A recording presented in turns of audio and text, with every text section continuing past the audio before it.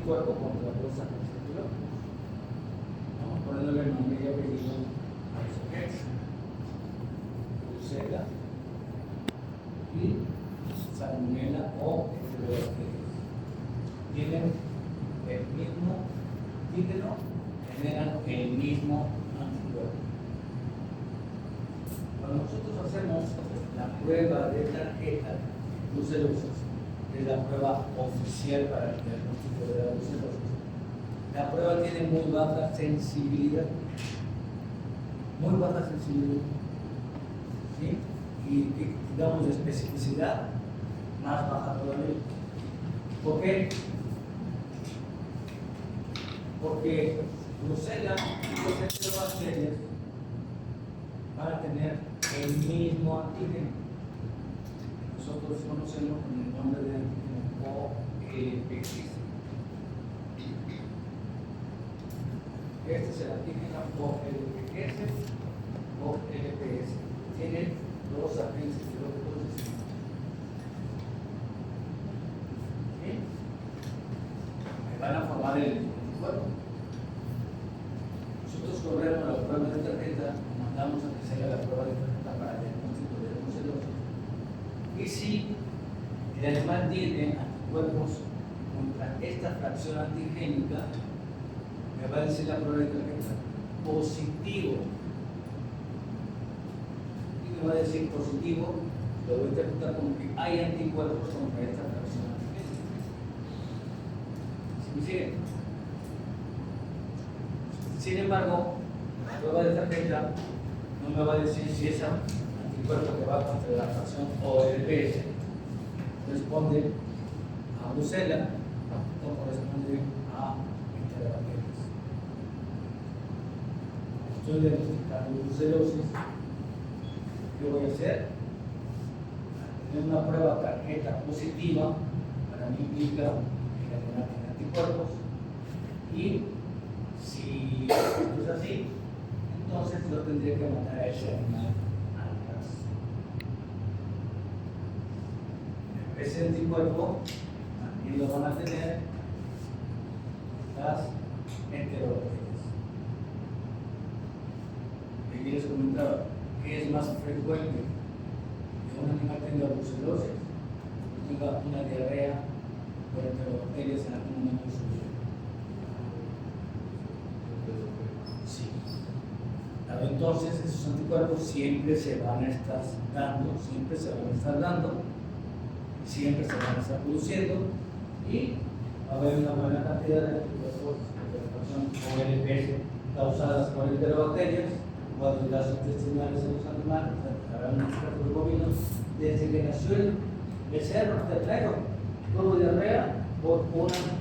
coli, tuvo diarrea por salmonella, la enterro fue creciendo, por shigella, por cualquier otra enterobacteria que tienen el mismo antígeno, y se van generando anticuerpos contra esa persona de la bacteria. ¿Sí? Llega el momento en la vida que lo vamos a ver si tiene brucelosis, porque estamos trabajando en la campaña y estamos haciendo nuestras pruebas, y estamos discriminando, y empezamos a detectar en la prueba de tarjeta, y me sale que es tarjeta positiva. Si es tarjeta positiva, estamos haciendo entonces es identificando esta fracción que tiene Brucella, pero también tiene los enterobacterias. Al principio, por esta situación que se desconocía, se mandó al rastro a muchos animales que no estaban brucelosos. Y es allí entonces donde aparece el término epidemiológico de falso positivo. ¿Sí? Cuando se percataron los investigadores de que esto estaba sucediendo, entonces se buscó la manera de una prueba confirmatoria para brucelosis. Y en ese momento se identifica, se estructura, se busca, se desarrolla la técnica de Rivanol. Por eso, nosotros trabajamos en el diagnóstico de brucelosis. Cuando tenemos una prueba de tarjeta positiva, todos esos suelos deben confirmarse con la técnica de reglado. ¿Okay? Tarjetas nos va a servir para discriminar. Y si me sale tarjeta positivo, entonces sencillamente a esos suelos les podemos a correr la prueba de reglado confirmatoria. La confirmatoria estamos quitando del camino todas las experiencias. Si sale positivo, entonces es bruceloso. Si me sale negativo, no es bruceloso. Tarjeta positiva y valor negativo, el animal no es bruceloso. Tarjeta positiva y valor positivo, el animal es bruceloso. ¿Está claro? ¿Sí? Por eso entonces la complejidad cruzada es parte de el diagnóstico equivocado que se puede tener cuando dos agentes sectoriales distintos no tienen nada que ver, presentan el mismo antígeno. ¿Sí? Presentan el mismo. ¿Sí?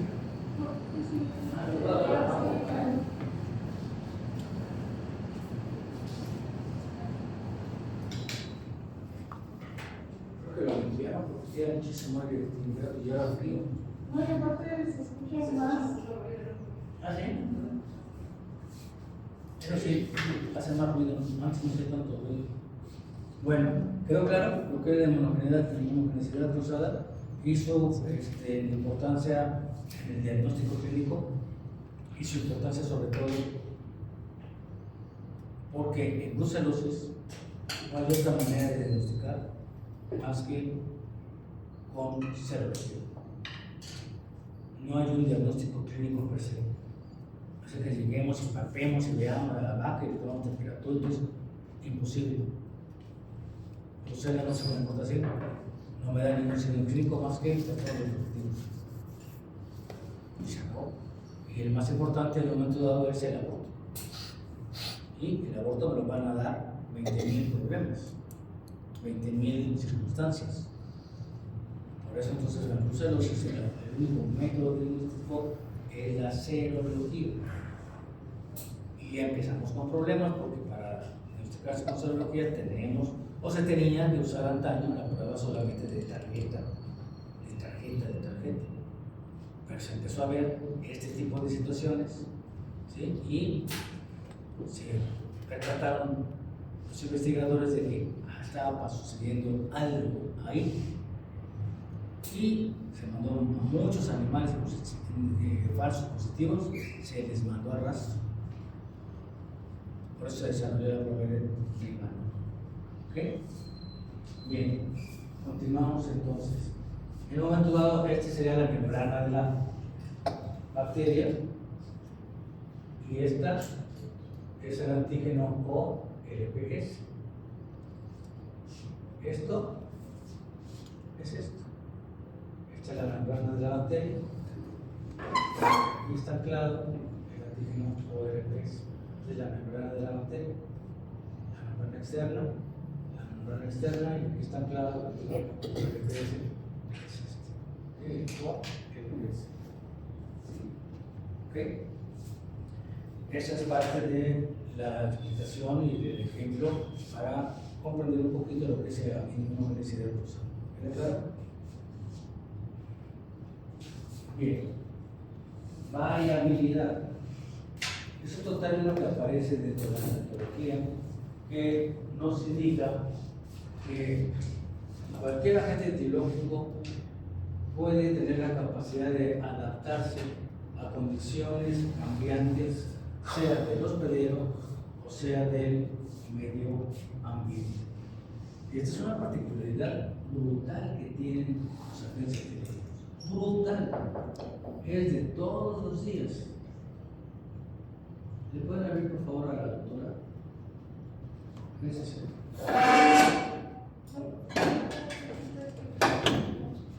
¿Ese también?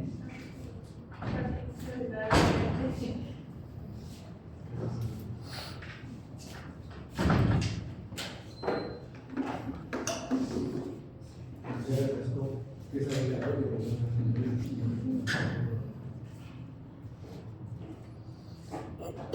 Les comentaba yo, la variabilidad es una situación importantísima en el concepto de la etiología. Los agentes etiológicos van a variar, siempre van a variar y se van a adaptar a las condiciones de su entorno, sea cuando se encuentren dentro del hospedero, o sea cuando se encuentren en el medio ambiente. ¿Sí? Van a variar. De ello tenemos, por ejemplo, la variabilidad. Tenemos en el caso de las bacterias el ejemplo de la resistencia antimicrobiana. Y este cambio que tiene la bacteria se va a dar dentro del hospedero. En el hospedero le vamos a estar administrando por alguna circunstancia clínica algún antibiótico. La bacteria va a tener contacto con ese antibiótico y ese antibiótico en teoría le va a causar un daño. Entonces la bacteria también busca la manera de defenderse y de sobrevivir. Ese entorno que a la bacteria le está causando daño, la bacteria va a tratar de modificar. ¿Sí? No es que vaya a modificar el entorno, se va a modificar a sí misma para que el entorno que le es dañino no le genere a ella una infección. ¿Qué es lo que pasa? La bacteria muta, el virus muta.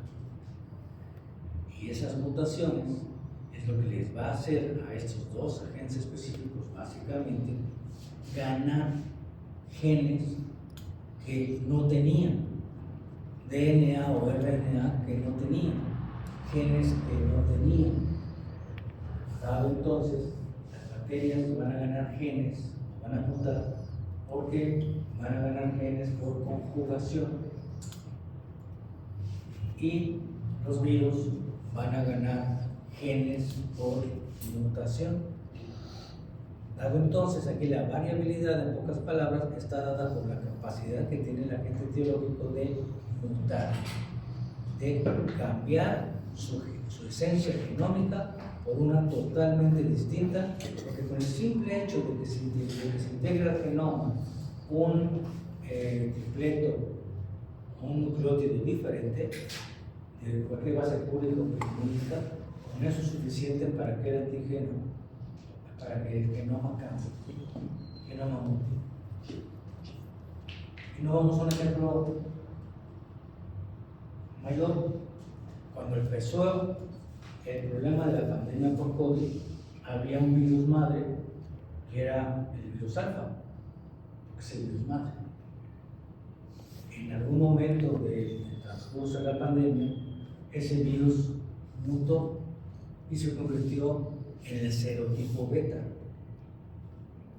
Y en algún momento de la pandemia, el serotipo beta mutó y se convirtió en el serotipo delta. Y en algún momento de la pandemia, este mutó y se convirtió en el epsilon. Todos tenían o tienen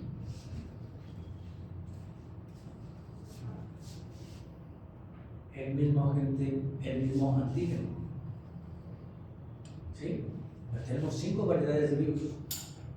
5 variedades de virus que tienen el mismo antígeno, es una cosa, pero van a generar diferente inmunidad. Al tener una situación distinta, un antígeno distinto, ya cambia la estructura viral y no hay anticuerpos contra ese genoma. Yo tengo un genoma A y un anticuerpo contra el genoma A. Muta, se convierte en un genoma B, pero ahora no tengo anticuerpos contra el genoma B, pero sí tengo una proteína específica del genoma B.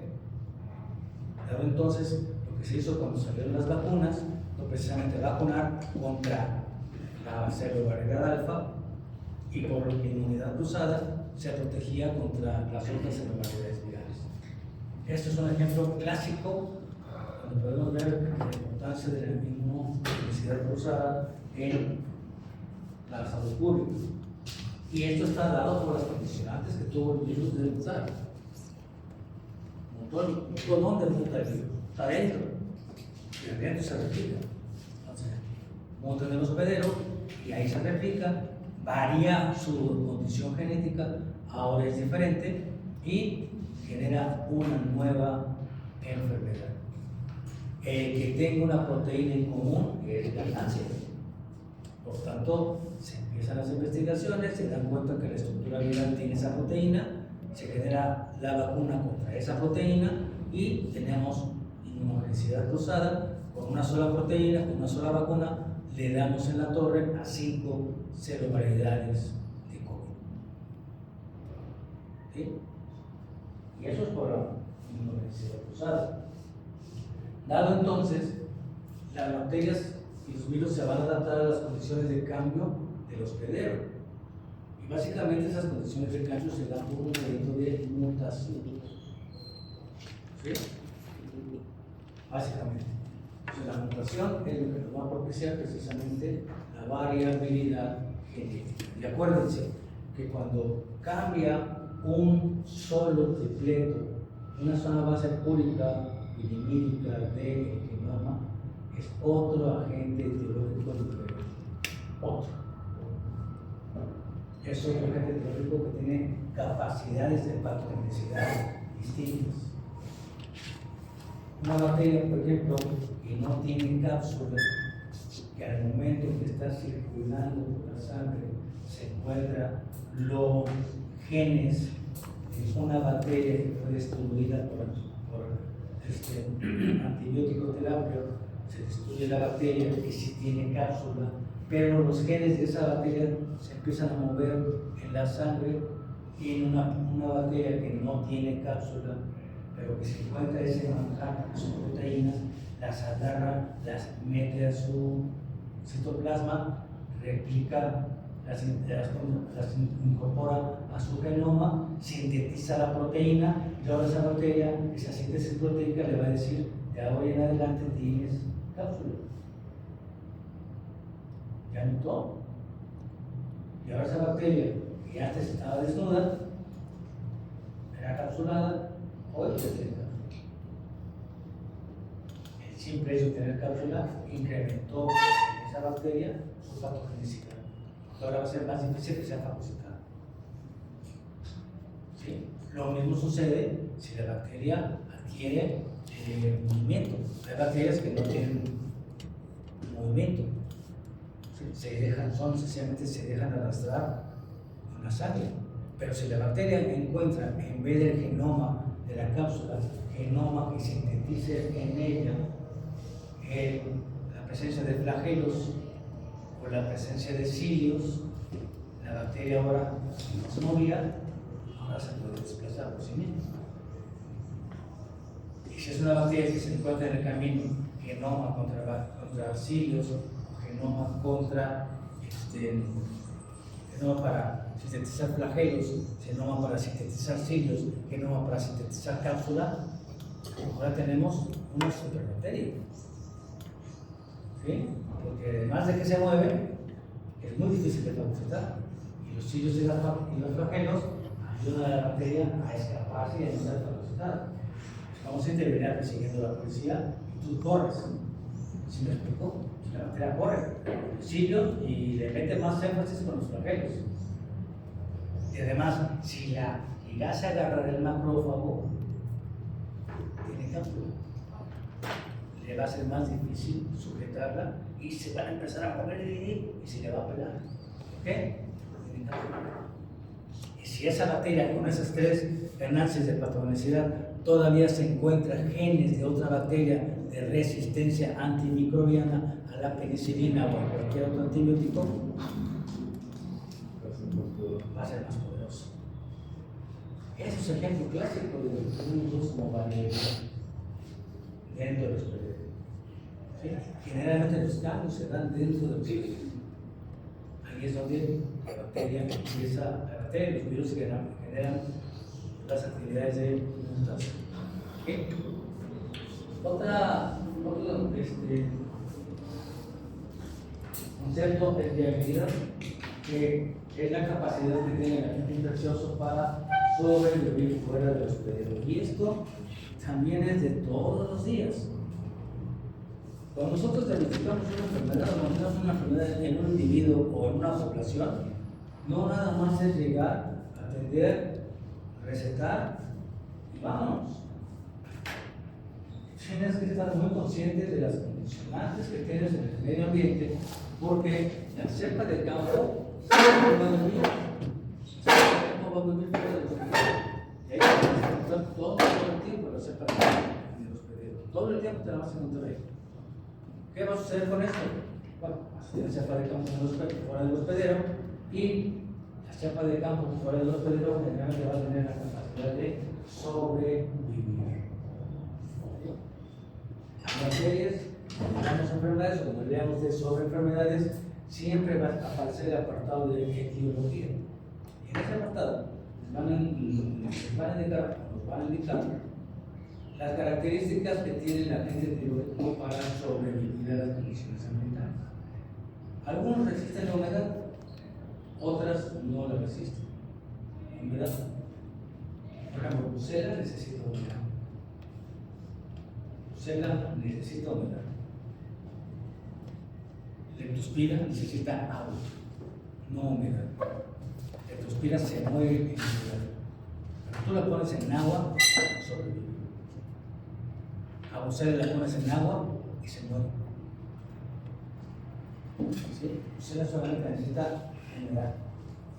Humedad es humedad, no es un medio que tenga agua. Como tal, necesita agua. Si no tienen agua, pues se muere. Y entonces eso es lo que le da la capacidad de viabilidad. ¿Sí? Viabilidad. En el caso de fasciola hepática, las metacercarias necesitan agua. Las metacercarias, si no tienes agua, se mueren. Entonces pregunto, ¿cuándo es más fácil encontrar una población que esté en riesgo de padecer fasciolasis o estomatosis hepática? En aquellos sitios donde hay agua. Aquellos sitios donde no hay agua, en el piso, no en bebederos, en el piso, es muy difícil que tenga fasciola hepática. Muy difícil. ¿Por qué? La metacercaria se muere sin agua. La leptospira se muere sin agua. Ante esa variable de agua, entonces tenemos que en aquellas unidades de producción donde en el potrero donde pastorean los animales yo tengo una fuente de agua, un riachuelo, tengo una pequeña laguneta, un pequeño ojo de agua donde abrevan los animales, ahí tienes dos enfermedades en riesgo que en algún momento de la vida van a aparecer. Hay que estar preparados para ello, evitando precisamente saber dar ese momento y vacunando a los animales o desparasitando a los animales. ¿Quiénes van a aparecer ante ese escenario? Fasciola, o sea, fasciola hepática y leptospirosis. ¿Qué? Necesitan agua. Necesitan agua para vivir. Dado entonces, cuando nosotros llegamos a una conversión y se establece un diagnóstico clínico, independientemente de que vamos a hacer un ejercicio terapéutico con los animales, también tenemos que ver de qué enfermedad se trata y en dependencia de la enfermedad que se trata, de recordar que ese agente etiológico puede sobrevivir, ¿sí? Fuera del ambiente. Algunos virus los inactiva el sol. Algunos virus se broncean, el sol no les hace absolutamente nada. ¿Sí? Sí. En el hepatitis infecciosa canina, por ejemplo, al virus de la hepatitis infecciosa canina, el sol le hace lo que el viento a Juárez. No le hace nada. Al virus del moquillo, el sol lo mata, lo inactiva. Dado entonces aquí esa misma situación, sol al virus del moquillo lo inactiva, sol al virus de hepatitis infecciosa canina no le hace nada. Ante esa situación, ante ese escenario de infección, ¿Qué enfermedad es más frecuente con la que se puede topar un cachorro saliendo a caminar? ¿Con hepatitis o con moquillo? Con hepatitis. ¿Y por qué con hepatitis? Porque el virus de la hepatitis resiste al sol. Y el virus de moquillo, con 2 soles veracruzanos en verano, bien pelado, no te aguanta ni una hora el virus allá afuera. Se deshidrata, ¿me explico? Se deshidrata. Se muere. Los rayos ultravioleta del sol lo derretieron. Hay virus de la hepatitis para nada. Al contrario, ese virus, me lo imagino en bikini, traje de baño, tomando sol. ¿Sí? Y esa es una situación que se presenta en el día a día con esos virus. Entonces, ante ese escenario, es más factible que el perrito que salga a caminar se encuentre husmeando, se encuentre oliendo, se encuentre respirando virus de hepatitis, se tenga contacto, y si no tiene anticuerpos, va a haber contagio y se va a enfermar de hepatitis infecciosa crónica antes que enfermarse de virus. Mucho antes de enfermarse de virus. Por esta particularidad de biometría. Pues aquí vemos cómo los diferentes agentes etiológicos van a tener la capacidad de sobrevivir a los condicionantes ambientales, las características ambientales que lo rodeen, en las cuales se encuentra inmerso, y eso va a ir generando el riesgo de contacto, y puede haber la posibilidad de contagio si mis animales no están preparados. Vemos cómo todo estos términos, como todo el proceso infeccioso se va amalgamando y todos me llevan al día cero a un contacto y un contagio, y lo evito sencillamente con el hecho de tener a mis animales bien vacunados, con vacunación vigente. ¿Sí? ¿Vale? Ya habíamos hablado de ese término, dosis infectiva o dosis infectante. Es la cantidad de agente etiológico que va a entrar al cuerpo de un animal y que va a provocar un estado de infección bajo condicionantes de inmunodeficiencia o inmunodeficiencia.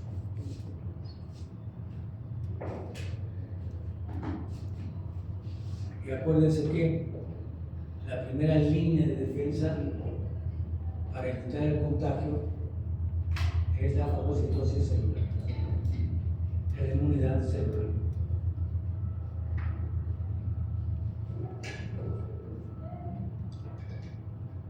Lo que se le escape al macrófago, como tenemos en esta imagen, lo que se le escapa al macrófago, entonces el anticuerpo es el que va a llegar a ajustarse al antígeno receptor y lo va a neutralizar.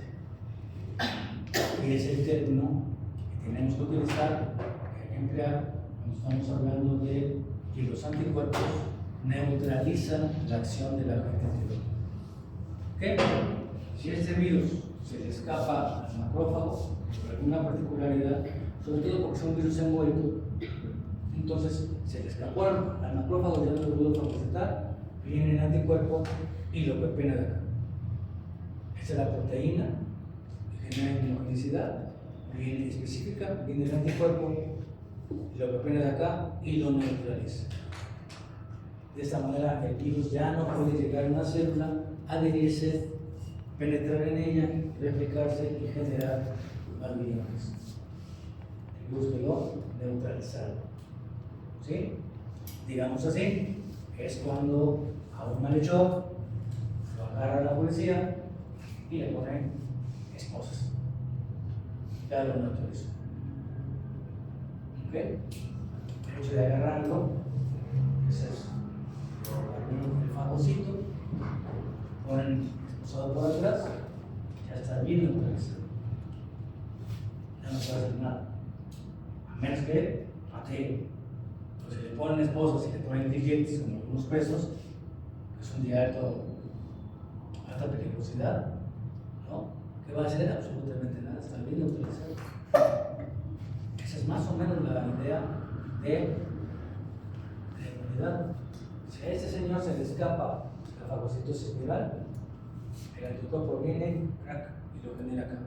Esa inmunogenicidad cruzada, perdón, la inmunogenicidad específica que se generó, va a propiciar que el anticuerpo lo neutralice y se acabó. El anticuerpo lo neutraliza, lo agarra y se lo lleva al ganglio linfático y se acabó el problema. Ahí es, digamos así, la celda donde los microbios van a morir. Ya neutralizados, el ganglio linfático se va a encargar de ahí de fagocitarlos. Entonces, los ganglios linfáticos se van a fagocitar y se acabó el problema. ¿Sí? Y de esta manera entonces va disminuyendo la dosis de contacto y el animal va a tener la probabilidad de no caer en un estado de contacto. ¿Sí? Vamos a hablar de propiedades de patogenicidad. ¿Hasta tiene una pregunta? ¿No? Bueno, vamos a hablar de estas propiedades de patogenicidad.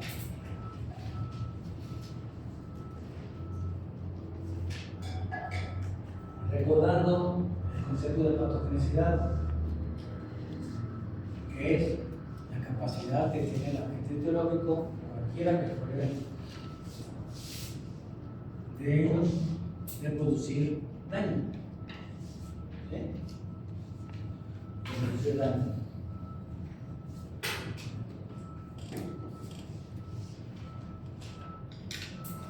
Todos los agentes etiológicos tienen la capacidad de generar daño. Todos, a cada quien a su manera, cada quien a su estilo, dejándolo con cada quien a su manera genera daño.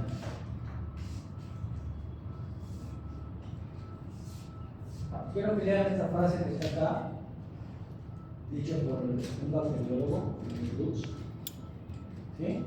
Que deja entrever precisamente la idea de lo que es la patogenicidad. Al menos bacteriana, porque este médico humano era médico humano dedicado a la microbiología. Ahí está una frase que leí alguna vez en su vida. Esa frase cae en la posteridad y genera, o nos dice exactamente bien, una particularidad de la patogenicidad bacteriana. Leanla, avísenme, les voy a preguntar de qué se trata o qué consideran ustedes que nos quiso decir que es el mensaje convertido en una frase, en una idea.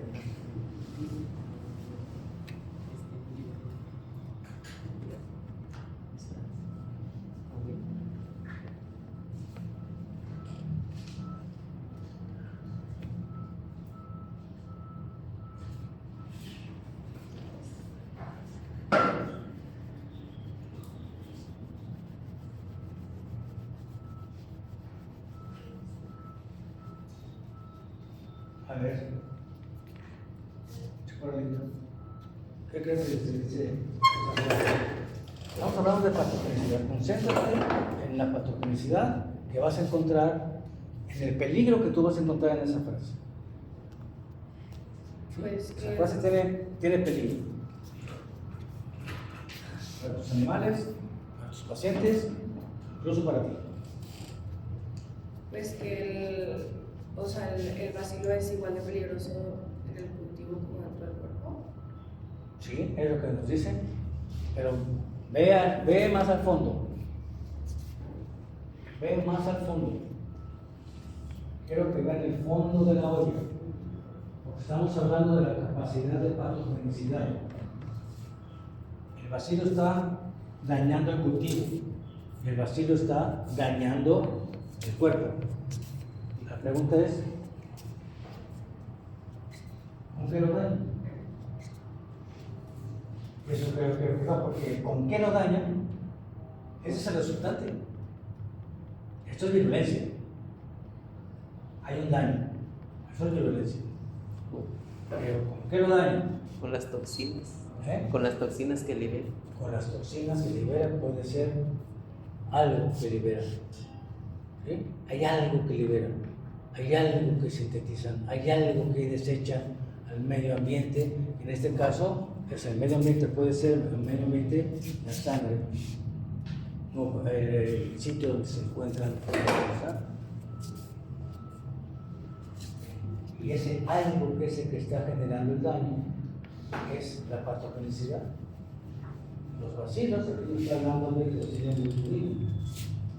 El señor botulino tiene la capacidad de sintetizar un metabolito de desecho para ellos, una proteína de desecho que va a excretar. Después de que se alimenta, genera una digestión, genera metabolitos de desecho, va al baño y los tira a la sangre. La sangre para ella es el WC, enorme. Y en la sangre esos metabolitos van a empezar a generar daño, van a empezar patogenicidad.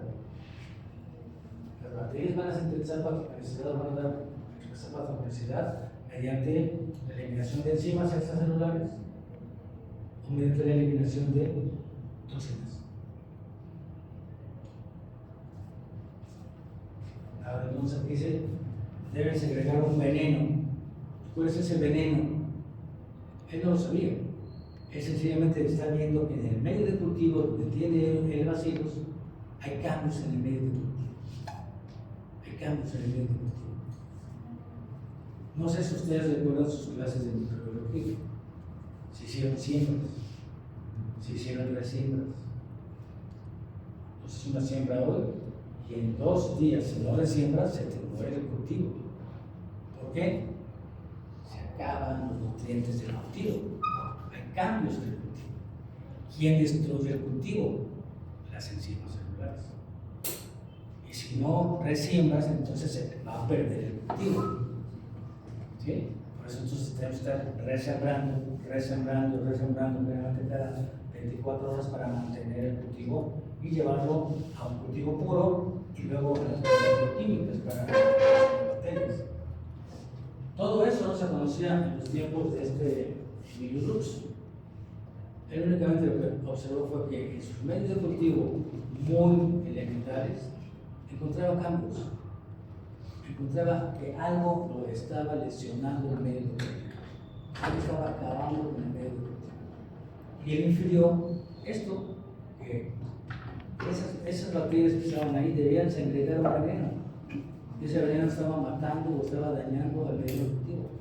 Y si lo dañaba en el medio cultivo, ¿qué pasaría si esa bacteria se secretara ese algo en el cuerpo? Lo dañaría igual. De ahí vino la hipótesis de investigación. Pero aquí nos deja entonces el fondo de la olla, que es las bacterias sintetizan proteínas, metabolitos de desecho, enzimas extracelulares, y una vez que pasan a la circulación, porque la sangre es el desagüe del excremento bacteriano, llamados coloquialmente metabolitos de desecho. La sangre son las aguas negras de las bacterias. Y las enzimas van a destruir los tejidos. Y las toxinas van a destruir los tejidos. ¿Sí? Básicamente entonces lo que estamos viendo aquí es que los metabolitos de desecho forman parte de la patogenicidad microbiana. Al menos en cuanto a bacterias se refiere. Los parásitos es exactamente igual.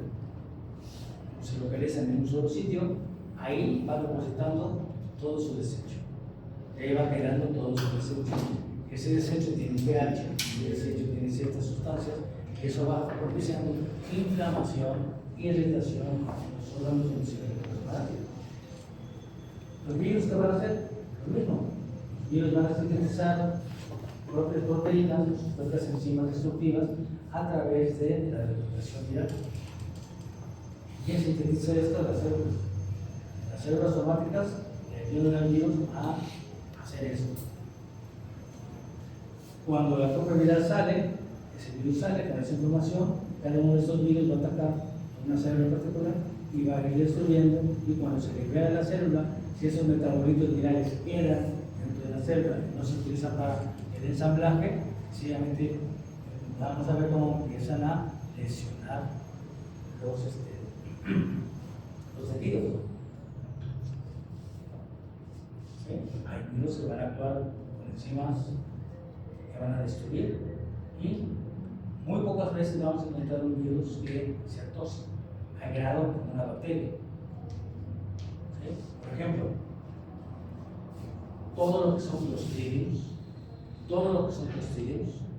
bacterias gram positivas, son toxémicas.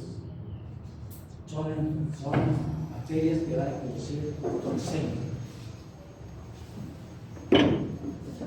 Su poder de patogenicidad es síntesis de toxinas que van a desarrollar en los animales un cuadro clínico de toxemia.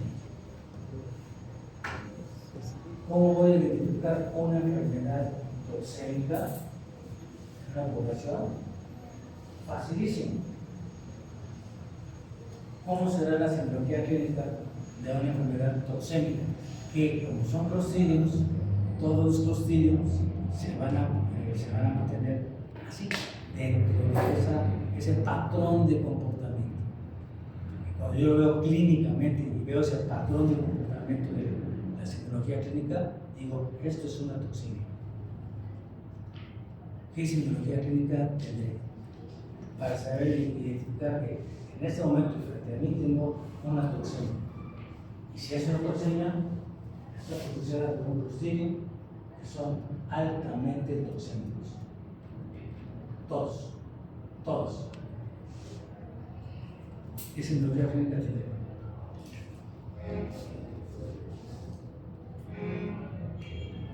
A ver.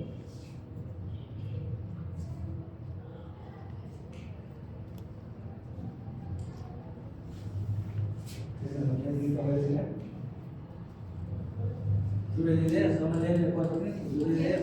Fiebre, depresión. Fiebre, depresión, ok. ¿Qué más? Parálisis. Parálisis. Parálisis en unos casos sí puede ser. ¿Qué más? Ataxia, convulsiones. Ataxia, convulsiones, correcto. ¿Qué más? Ojo, todos esos signos clínicos son los que se van a presentar o se pueden presentar dentro de un evento de toxemia. ¿Okay? Cuando ven esa semiología clínica en mayor o en menor cantidad, pero esos signos clínicos que vamos a mencionar ahorita, ustedes digan, estoy frente a un evento tóxico. Y esto es una toxemia. Esto es una enfermedad bacteriana de tipo toxémico. ¿Qué más? Independientemente de lo que ya comentaban los doctores, ¿qué otro signo clínico encontraríamos? Anorexia, debilidad, aparte de los neurológicos que acabo de mencionar, como ataxia.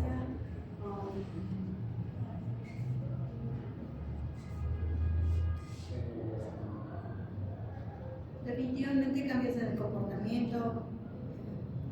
Sí, pero necesito más. Anemia. No. Más severos. Además, está toxémico, está envenenado. ¿Qué nos dice este amigo? Hay veneno.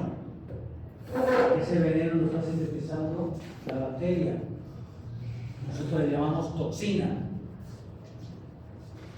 Y los signos que acaba de decir el doctor es semiología nerviosa, sí, neurotoxina. ¿Qué más? Dificultad para respirar. Dificultad para respirar, correcto. Dificultad para respirar, correcto. ¿Qué más? Diarrea. Diarrea. En algunos casos, diarrea en inicio sí, que se va complicando. ¿Sí? Diarrea, enterotoxinas. Taquicardia. Taquicardia, correcto, la diarrea. ¿Sí? Cardiotoxinas. ¿Qué más? Neurotoxinas, enterotoxinas, cardiotoxinas. Sus metabolitos se mueven por donde sea. Se mueven por donde sea. Y le van a generar una signología de tipo sistémica. Muchos signos al mismo tiempo. Muchos signos al mismo tiempo. Muchos de estos signos al mismo tiempo. ¿Qué más? Hipotensión. ¿Qué más? A ver, ¿cuántos signos más? Falla renal. ¿Eh? Falla renal. Falla renal, sí, pero no la vas a ver. No la vas a ver. Antes de la falla renal hay otros signos clínicos que son más evidentes. Falla renal va a haber, sí. Falla renal va a haber. Pero no es evidente. Ya lo dijeron para no decir. Secreciones. Secreciones. Hay otras cosas más importantes. Sangre en cavidades. ¿Perdón? Sangre en cavidades o en alveolos. Sangre en cavidades, puede ser hemorragia, sí, puede ser.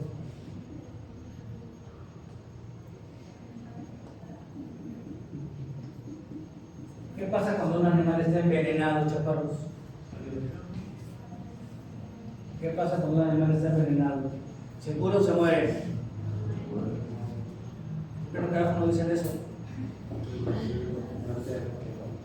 Un animal está envenenado, seguro se muere. Se muere. La toxina va a matar o te va a dejar sobrevivir. La toxina te va a matar o te va a dejar vivir. Te va a matar. Sí, te va a matar. ¿Qué signo clínico voy a tener entonces ahí?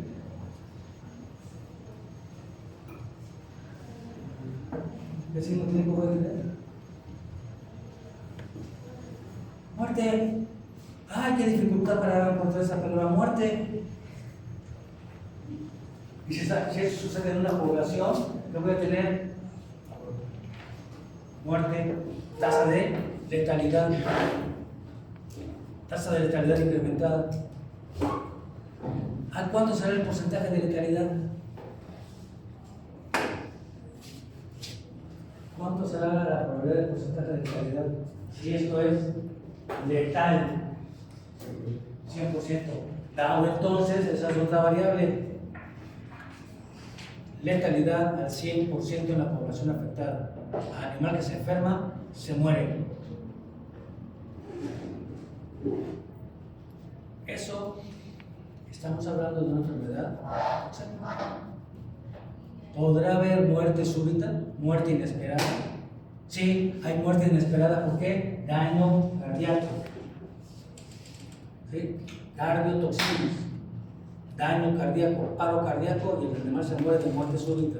Dado entonces, dentro de la alta letalidad, algunos animales mueren de manera inesperada, con un cuadro clínico de diarrea, un cuadro clínico de trastornos cardíacos, muerte súbita. Si el daño cardíaco no es muy severo, el animal puede vivir, pero entra en un cuadro neurotóxico y se me muere.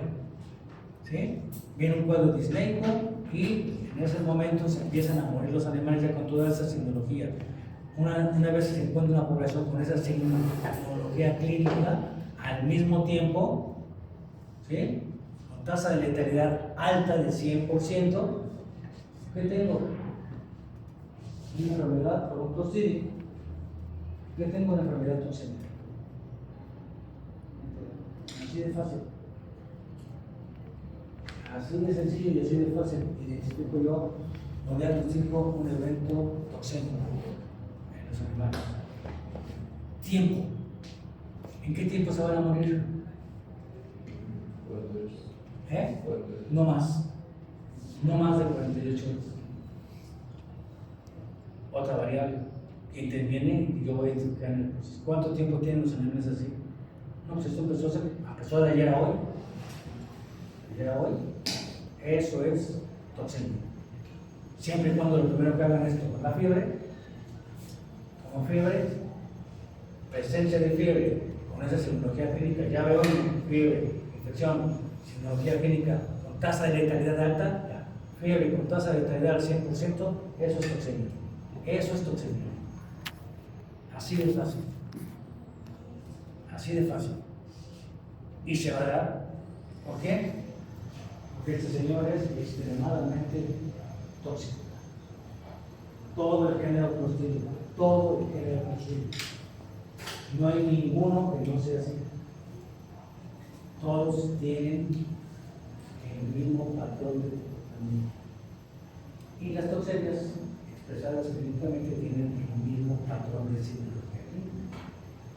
Muy poco tiempo, tasa de perder al 100%, algunos se desarrollan con muerte súbita y voy a contar algunos básicamente con problemas disnéicos y con convulsiones. Cuadros neurotóxicos. Y los que llegan a ese cuadro neurotóxico, en un par de horas están muertos. No hay manera de sacarlos. No hay manera de sacarlos. ¿Ok? Eso entonces es la expresión de la patogenicidad. Si se están dando cuenta, ya vimos la patogenicidad de un agente etiológico. ¿Y en qué se siente la patogenicidad de estos agentes etiológicos? En diferentes partes.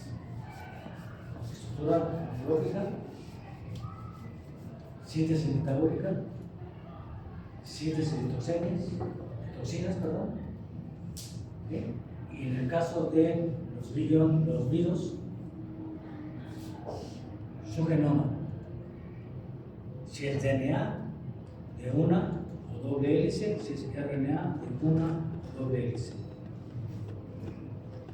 El DNA viral de doble hélice va a generar doble de síntesis proteica para que este se pueda replicar.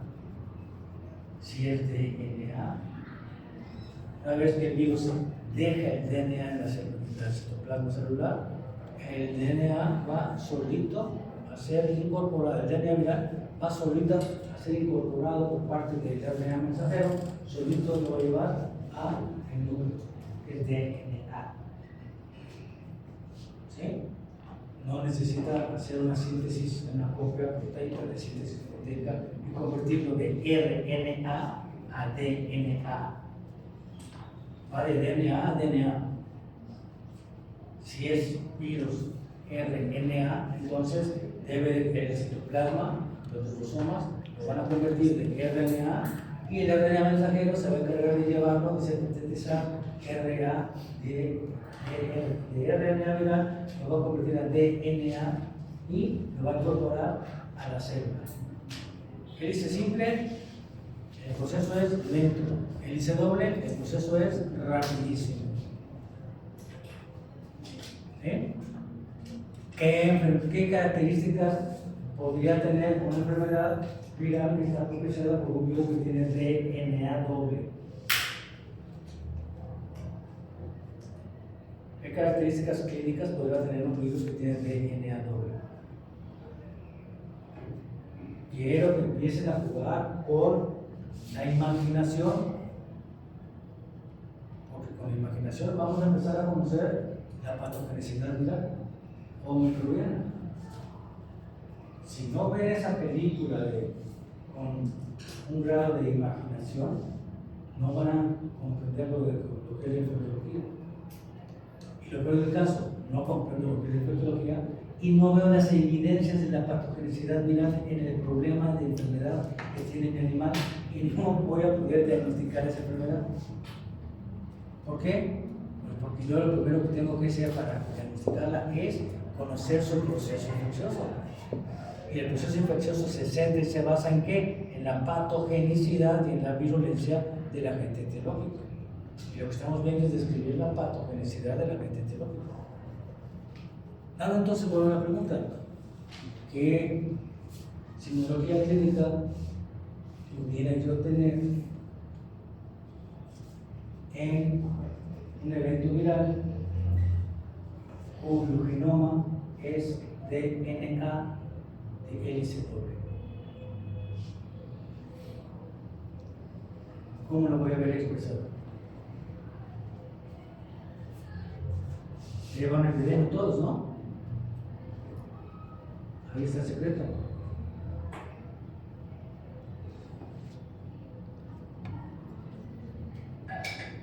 Se lo dije hace rato.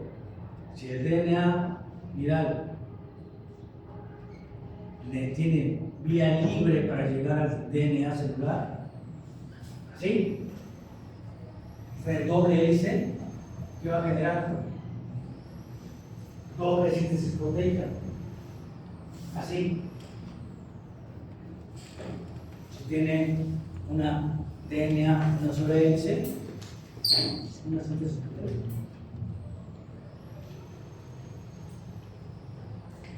Yo lo que quiero ver con esto es, desde el punto de vista de la patogenicidad, ¿qué particularidades voy a encontrar en una enfermedad para que yo diga, esto puede ser propiciado por un virus y es DNA hélice doble? Sin llevarlo al laboratorio. Sin llevarlo al laboratorio. Luego nos dicen, para que sepamos qué tipo de virus es, hay que llevarlo a cultivo celular, al laboratorio, no digo que no, pero yo esto lo puedo ver con la óptica de la epidemiología. La epidemiología me va a permitir ver esto. ¿Cómo? ¿Cómo?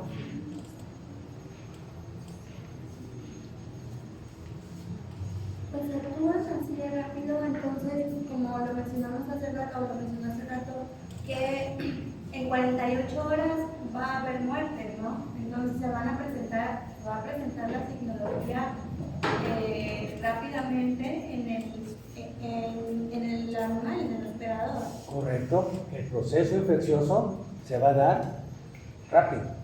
Los periodos de incubación van a ser cortos. ¿Sí? ¿Y esto cómo lo vemos en epidemiología? Origen y propagación de brote. ¿Cuánto tiempo tiene el problema que empezó? 48, 72 horas. ¿Cuántos animales enfermos el primer día? ¿Cuántos el segundo? ¿Cuántos el tercero? ¿Sí me explicó? Razón de contagio viral. Razón de contagio de 1 a 3. De 1 a 3. ¿Cuántos animales el primer día? 6. ¿Cuántos animales el segundo día? 20.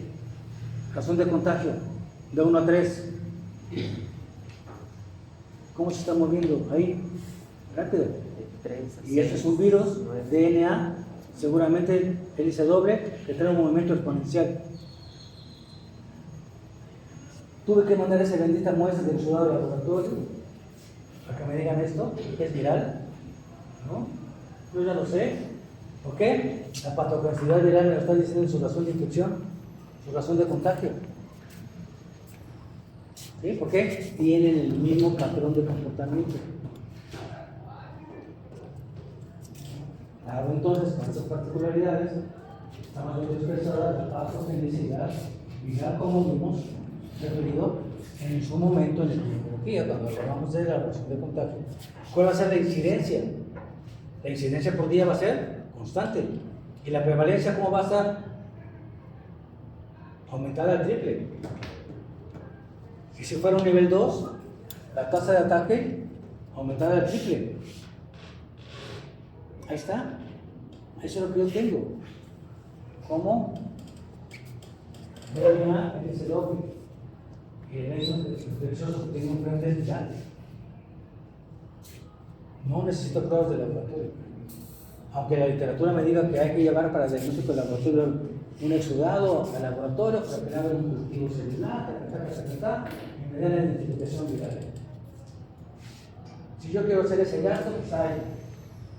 Pero ese gasto no te va a quitar que tengas que actuar en ese momento, tomar decisiones de campo, urgentes, porque el virus se está moviendo en una razón de infección de contacto de 1 a 3. Ya vieron ustedes entonces de dónde sale la palabra contagio, la razón de contagio. ¿Ok? Ese animal está contagiando a 3, está enfermando a 3. Por eso trae una razón de contagio de 1 a 3, o mayor a 1 a 3. ¿Sí? Dado entonces estas son las propiedades de patogenicidad microbiana que vamos a ver en este momento. ¿Sí? Vamos a entrar al tema y vamos a empezar a ver eso en ese momento. ¿Okay? Vamos a ver, ¿qué cosa es patogenicidad?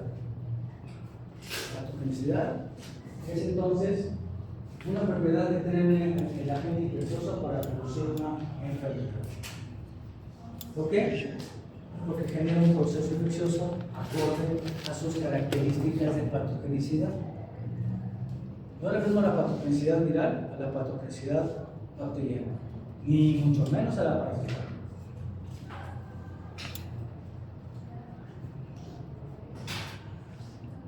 Estos ejemplos que acabamos de dar nos hablan y nos explican la patogenicidad microbiana, bacteriana, viral y parasitaria. ¿Sí? Entonces, es una propiedad que tiene la gente. Es una característica que trae la gente ya de manera innata, trae esa particularidad de generar daño. Determinada genéticamente. Pregunto, ¿por qué está determinada genéticamente? Si me han seguido la explicación, ya deben tener una idea muy clara de por qué está determinada genéticamente esta particularidad. ¿Por qué? ¿Por qué? Voy a preguntar de manera directa, porque si no se quedan callados y no avanzamos.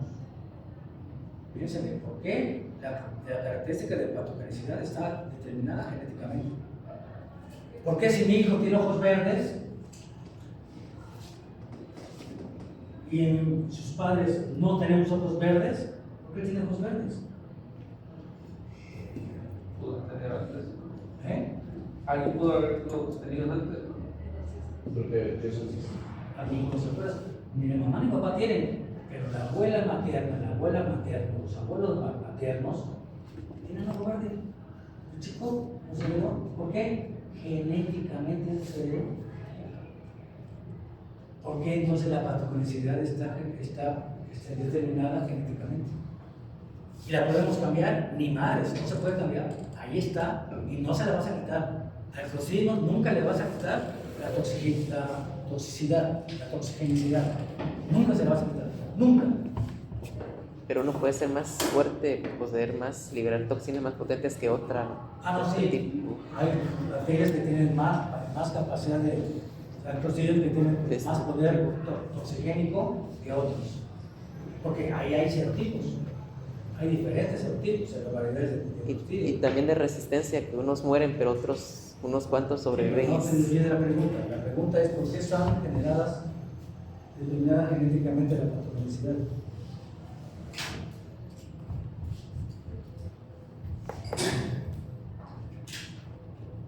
A ver,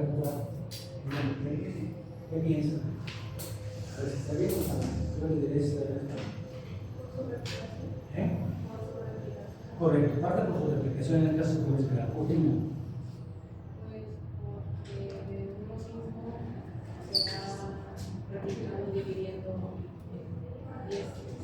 Correcto. ¿Qué se necesita para la replicación o por la duplicación? ¿Dónde? No. ¿Qué se necesita para la replicación o para la duplicación bacteriana? ¿Qué necesita el virus y qué necesita la bacteria? Que haya receptores. División celular, ¿en dónde? En su ADN. ¿Qué necesita el virión, el virus, para generar copias virales? ¿Su DNA celular? ¿O su DNA viral? ¿Qué necesita la bacteria para su duplicación? DNA bacteriano. A través de sus anillos de duplicación. Y el virus a través de su replicación. A la célula le va a decir el virus: sintetízame estas proteínas que son mi DNA, son mi RNA. Y la célula obedece. ¿Qué se está duplicando? ¿Qué se está replicando en el caso de millones? El DNA. Se mantiene esa propiedad en los millones hijos, en las copias virales, se mantiene. A menos que mute. Y si muta, entonces ya tiene otra característica genética. ¿Sí? ¿Qué pasa con las bacterias? Los anillos de duplicación van a salir. ¿De dónde va a salir el anillo de duplicación? El DNA bacteriano se abre y se empieza a girar. Una parte va para acá, otra parte va para acá, viene la separación, la segregación, me sale mi bacteria hija, me sale mi bacteria madre, la bacteria hija tiene el mismo genoma de la bacteria madre, a menos que la bacteria madre se haya apareado por la población y haya modificado su genoma. Si modificó su genoma, entonces la hija es la que va a tener que la variabilidad. ¿Que viene de quién? De mamá. Porque mamá fue la que mutó y ella ya nació con un genoma diferente. Entonces, como los virus, los bacterias, los parásitos, todos van con DNA, con su genoma, a propiciar su respectivo ciclo biológico, la característica de patogenicidad está determinada en el. Y eso no se lo podemos quitar. Si la bacteria es toxigénica, como los clostridios, todas las enfermedades clostridiales van a ser toxénicas. Todas, absolutamente todas. Absolutamente todas. ¿Sí? Los virus con su replicación, patogenicidad, ¿qué van a hacer? Van a replicarse ¿dónde? Dentro de la célula. Ahí es donde va a llevar a cabo su patogenicidad. En el momento que se están replicando, ahí están haciendo su patogenicidad.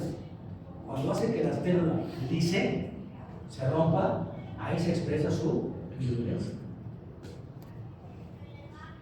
¿Qué hace la bacteria? La bacteria se duplica en sangre. El sangre se va duplicando, duplicando, duplicando.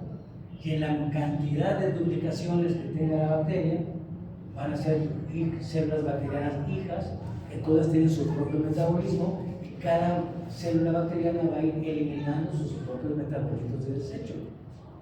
Enzimas extracelulares, que son las que van a ir causando daño. Por eso estamos hablando de Clostridium, las células, los metabolitos secundarios, ¿sí? Van a convertirse, uno de ellos puede ser una toxina, y vamos a tener entonces efectos de exotoxinas o efectos de endotoxinas.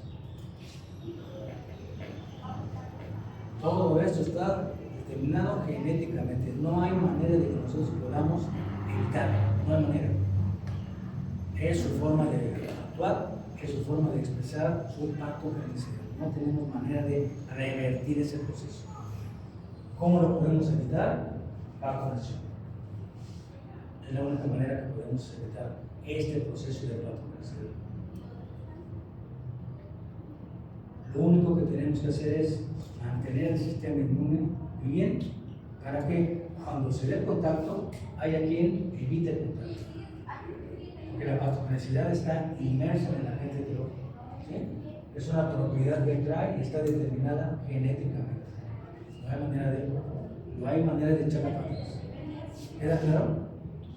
Entonces, cuando yo tenga una enfermedad como las que hemos descrito, con algunos indicadores epidemiológicos o alguna simbología clínica muy asociada al evento, así se va a hacer. Así se va a hacer, no va a cambiar, no va a cambiar. Y así es como tenemos que ir empezando a conocer las enfermedades para ubicar la forma que se van propagando en la población. ¿Okay?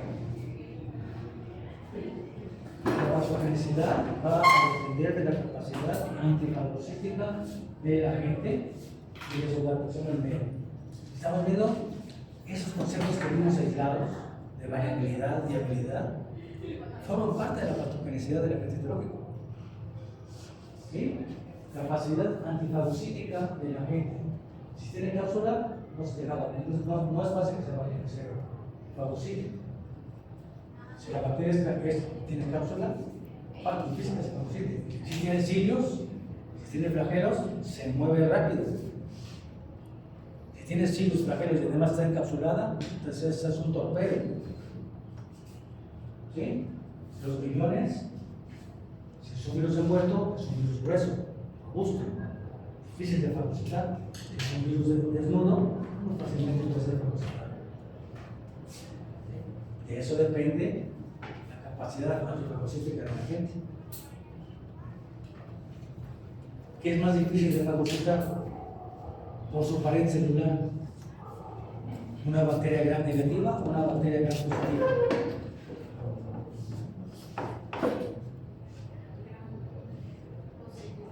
¿Qué es más difícil de fagocitar? ¿Una gran positiva o una gran negativa?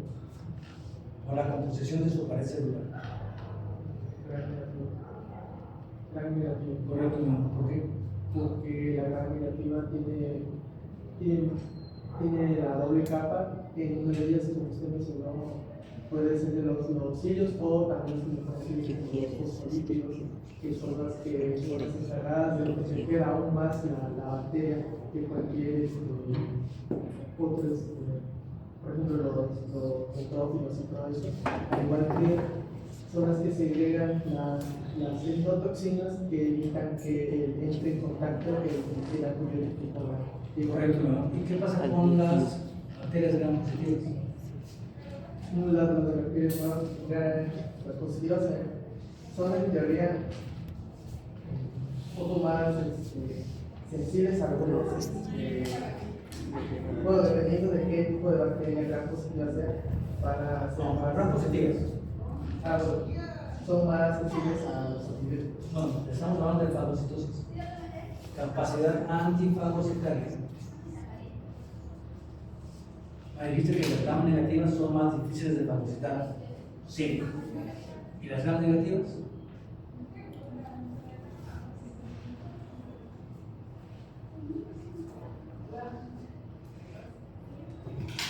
¿Qué pasa con las gram positivas? Esto es lo contrario. Todo lo contrario. La gram positiva es más fácil de fagocitar. El cultivo es una bacteria gram positiva. Muy fácilmente se fagocita. Fácilmente muere afectada por el macrófago. Pero tiene un mecanismo de defensa que es letal. Que muy pocas gram negativas tienen. ¿Cuál es? La toxina.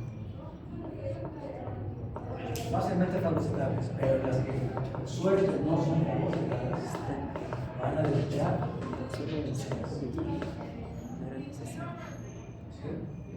O la estructura de la pared celular, en unas es así, en otras es así. Estas fácilmente las fagocitan. ¿Qué es más fácil? ¿En qué hamburguesa es más fácil que te lleves una mordida completa de la hamburguesa? Mordida, no engullido, mordida.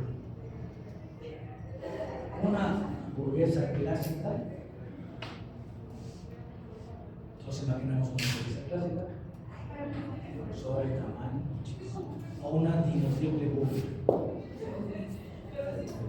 ¿Qué es más fácil para ti? Darle la mordida completa. Dino triple, gran negativa. Quiero que el macrófago se trague eso. La clásica, gran positiva. El macrófago, ya así. Y la otra es una mordida, 2 mordidas y ya te llevaste una tabascada. ¿Okay? Va a ser una mordida de arriba hacia abajo, de abajo hacia arriba, donde le vas a entrar, pero no va a ser toda la mordida, a menos que abras la boca del tamaño menor. Y no vas a poder llevarte la mordida completa. Siempre va a quedar una parte, se va a quedar convertido en un mordisco. ¿Me explico? ¿Por qué? Esa estructura es la que llevará a si eso también, ya desde ahí entra la parte de la capacidad de que ellos tienen para no ser facultades. La bacteria, le digo que tiene cilios y flagelos, se le pela. Mete todo el macrófago no lo agarra ni por error. La bacteria que no tiene nada y que va a ir fácilmente estropeada. Es una capacidad, esa es la bacteria. Y de su adaptación al medio, ya lo vimos, en la bacteria sobrevive la fagocitosis, la bacteria no sobrevive a la fagocitosis. Si no sobrevive a la fagocitosis, ya se muere. Si sobrevive a la fagocitosis, ahí entra el anticuerpo. Ahí entra el anticuerpo. ¿Sí? Por eso entonces, si sobrevive a la fagocitosis, yo necesito tener anticuerpos. ¿Para qué? Si no hay anticuerpos, se adapta al medio. Si hay anticuerpos, no hay contagio. ¿Sí me expliqué? Y todo esto es esencia del día cero. Cuando se da el contacto, ¿sí? Se puede dar o no el contacto. ¿Vale? Bien, vamos porque ya es la hora de la salida. Podríamos mañana para continuar el resto.